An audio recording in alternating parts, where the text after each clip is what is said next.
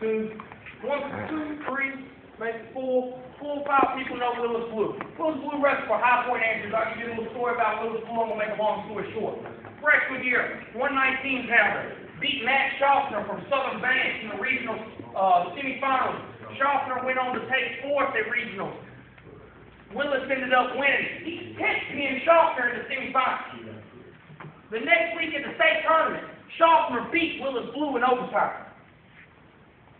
In the state semifinals, Willis ended up taking 3rd as a freshman. Sophomore year, who Willis has? Larry Jackson. Same regional finals. They had a regional finals match against kid from North Rowan, Larry Jackson. Larry Jackson went out there. Willis pinned him in 36 seconds. Willis was up on him 11-3 in the state finals. Made one mistake. Illegal slam. Not really. Judgment call. Ref said it was. It was.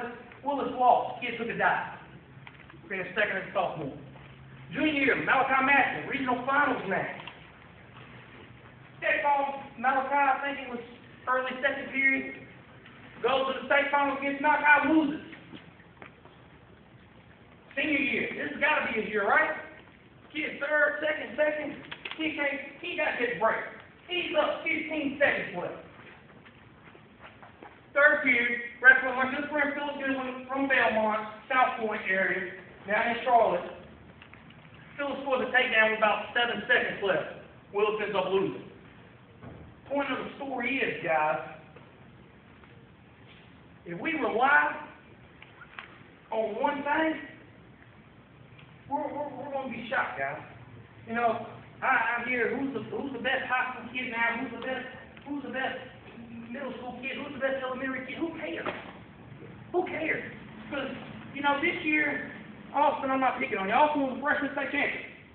Next year,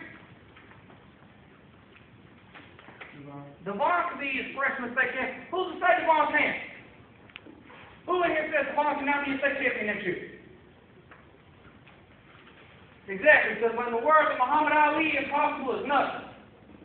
Impossible is nothing. Coach Crocker, do you want to say anything before we get started in this? First of all, I just want to, I didn't get a chance to formally introduce this guy. He's talking about, you know, I heard him talking about, you know, young kids and all the stuff and hard work and dedication. He is the testament to what that is, because I've seen him from a little kid. Phil's head is the same size, and he was little. Yeah, imagine that, being his size with his head that. But he snapped down from easy on. But he just kept working. He kept working constantly. In this sport, you're only going to get what you put in, period. That's the formula, okay? The fact that you guys have made a decision to be here on the weekend in a hot gym, when you could be anywhere, you could be at the beach, you could be hanging with your girlfriend or your boyfriend, you could be anywhere that you want to be, but you choosing to be in here with these guys. So trust me, you know, everything that you're doing right now, you're going to be able to look back on it, you know, next year or down the road, even in your personal life, later on in your career, you're going to look back at this and say, man, those are the moments that made me become a better wrestler, a better person.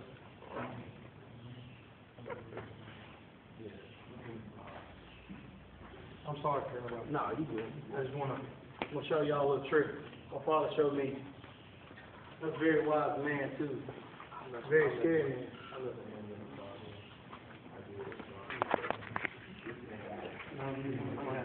Okay, you keep talking. I'll be back in a minute. But yeah, he's a 4-time state champion here in North Carolina. What's going on? You doing all right? About North Carolina, a lot of people say that you can't wrestle on a high level, national level, and come from North Carolina. That's not true. He's definitely a testament to that 4-time state champion here, dominated throughout the entire time of his high school career. Matter of fact, I think he only had one loss, and that one loss he bumped up 2 weight classes to wrestle somebody, and that guy was a state champion. So you know, okay. So that's basically what happened. At the same time, he was one of the top recruits in the nation at his weight.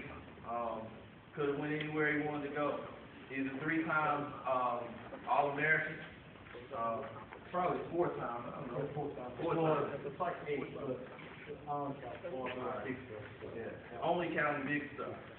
far national tournaments all the way, everywhere. Start going to four going places, big deal. All right, I'm gonna get a couple people. Who wants to be? Hold on, let me finish real quick. You interrupted me. But anyway, glad you guys came. One of the big things that I wanted to make sure we do, a lot of people go out of state, they go different places. If you've ever been to Judge Jordan camp, if you've ever been to a lot of these camps, you're gonna pay a ton of money to come and do this very same thing. You'll be in a facility like this, on a mat, sleeping on a mat, paying the same amount, actually paying ridiculous amounts of money to go do the same thing. We already have that stuff in North Carolina. We have people that can do the same stuff. I am bringing in some other people, but I'm bringing those guys in so you guys don't have to travel anywhere. You can stay right here in our state, make these people come to our state. Because hopefully the goal is for you guys to become part of the North Carolina Dream Team later on down the line. We have a lot of guys in here that are Dream Team members. Got a lot of former Dream Team members that are college rappers. You'll see them over this weekend. So just have fun. I'm Coach Crosby. Again, this is Christopher Bone. Brandon Wilkins, he's one of our coaches, is going through a Dream Team alumni.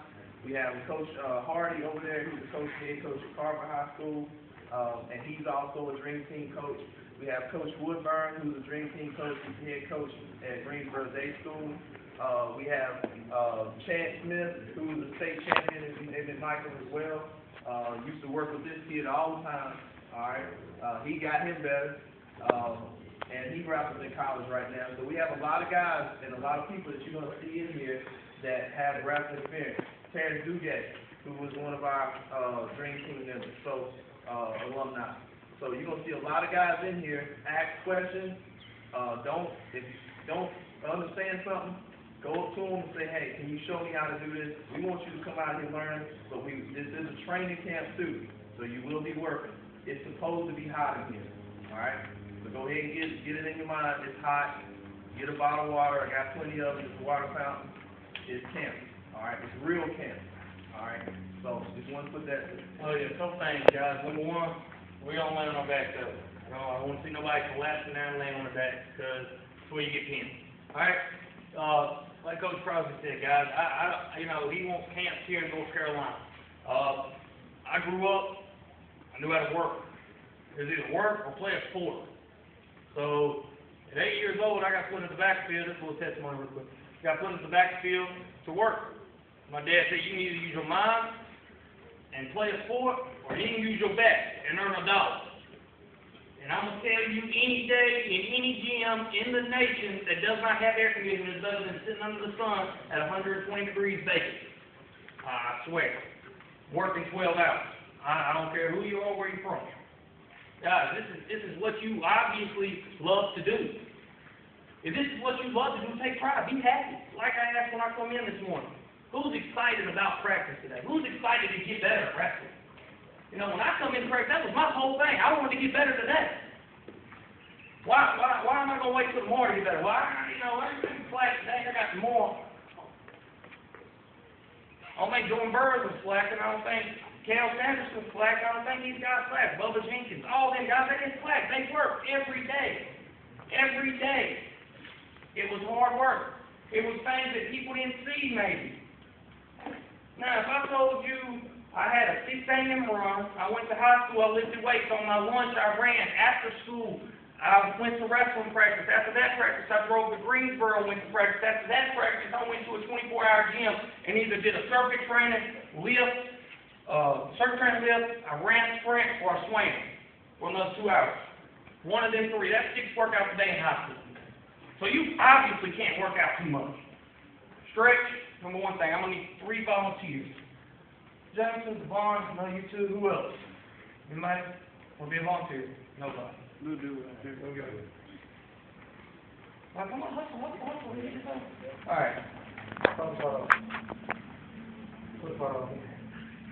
Say the magic word. Say the magic word. Hold the folks forever. What do you got? What do you got? They got part on. Oh, this. Put it in. Put it in that word. Bam. I know you watch Kilo Neal. Pick it up. You got it. You can do it right here. This is my hope, y'all. My hope is gonna prove to me that this works. Put it in like the word. Hope is hope. See, you saying that word, please. You gotta follow. Everybody sit down. Everybody know the point of that. Nobody. What I put into this is what I'm gonna get out of it. If I put $5 in, I can't ask myself to pull a $20 bill out by saying magic words. If I put 5 in, I get 5 out. That's the bottom line. No, that's the bottom line, guys. Whatever I put in is what I'm gonna get out. Next thing I'm gonna go over, guys, is I love front headlights. I love front headlights to be strong, and you don't even have to be strong for your front headlight. You just gotta be a